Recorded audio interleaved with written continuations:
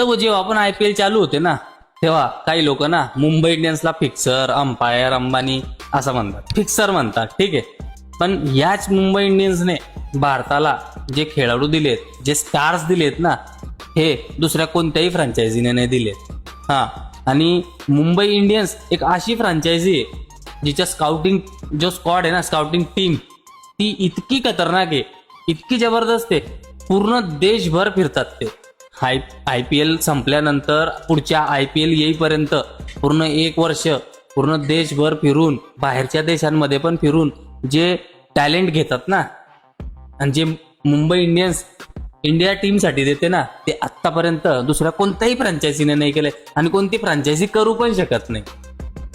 अक्षर पटेल, कुलदीप यादव, त्याच्यानंतर तुम्हाला सूर्यकुमार यादव, हार्दिक पांड्या, तिलक वर्मा, जसप्रीत बुमराह, भरपूर सारे प्लेयर आहेत. असे मोजवायला गेलो तर भरपूर सारे प्लेयर आहेत.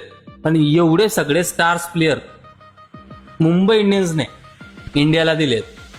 तर फिक्सर बोलायच्या पहिले ना, पुढच्या वेळेस 1000दा विचार करून बोला.